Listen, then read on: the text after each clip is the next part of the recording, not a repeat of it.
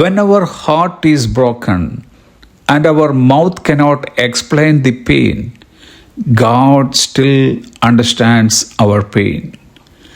നമ്മുടെ ഹൃദയം തകർന്നിരിക്കുമ്പോഴും നമ്മുടെ നാവിൽ നിന്ന് ആ വേദന വിശദീകരിക്കാൻ കഴിയാതെ വരുമ്പോഴും ദൈവം അപ്പോഴും നമ്മുടെ വേദന മനസ്സിലാക്കുന്നു.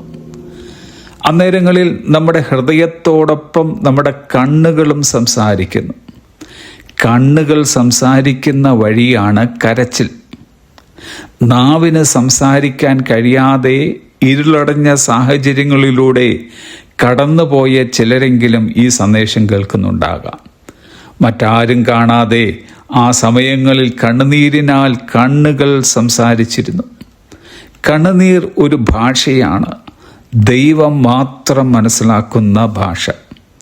നമ്മുടെ ഓരോ കണ്ണുനീരും ദൈവം കാണുന്നുവെന്നും നമ്മുടെ വേദനകളെക്കുറിച്ച് കർത്താവിന് ആഴത്തിൽ കരുതലുണ്ടെന്നും തിരുവെഴുത്ത് പഠിപ്പിക്കുന്നു.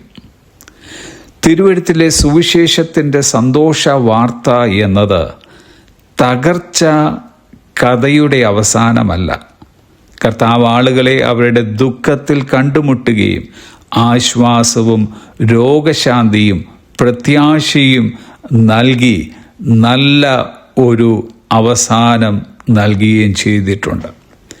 ഇന്നാരെങ്കിലും വേദനയുടെയും കഷ്ടപ്പാടിൻ്റെയും പാരമ്യത്തിൽ കരഞ്ഞുകൊണ്ടിരിക്കുന്നവരെങ്കിൽ താങ്കളുടെ കരച്ചിൽ ഒരു ബലഹീനതയോ പരാജയമോ അല്ല, അത് വിജയത്തിൻ്റെ മാർഗമാണ്.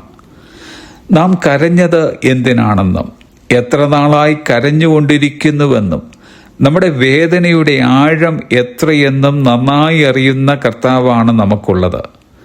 ഈ യേശു കർത്താവ് കണ്ണുനീർ വാർത്തവനും കരഞ്ഞവരുടെ കണ്ണുനീർ തുടച്ചവനുമാണ്. തിരുവചനം പറയുന്നു, 34 സങ്കീർത്തനം 18 വാക്യം, ഹൃദയം നുറുങ്ങിയവർക്ക് യഹോവ സമീപസ്ഥൻ, മനസ്സ് തകർന്നവരെ അവൻ രക്ഷിക്കുന്നു. നമുക്കിന്നിങ്ങനെ പ്രാർത്ഥിക്കാം. കർത്താവേ, എനിക്ക് പൂർണ്ണമായി പറഞ്ഞറിയിക്കാൻ കഴിയാത്ത വേദനയാൽ ഞാൻ ഭാരപ്പെടുന്നു. എൻ്റെ ഓരോ കണ്ണുനീർ കണ്ടതിനും എൻ്റെ വേദന മനസ്സിലാക്കിയതിനും നന്ദി. എൻ്റെ തകർന്ന അവസ്ഥയിലേക്ക് അങ്ങ് കടന്നു വരേണമേ. എൻ്റെ ഹൃദയത്തെ ശക്തിപ്പെടുത്തണമേ. മുന്നോട്ടുള്ള വഴി കാണാത്തപ്പോഴും അങ്ങയിൽ വിശ്വസിക്കുവാൻ എന്നെ സഹായിക്കണമേ. ആമേൻ. Have a blessed day.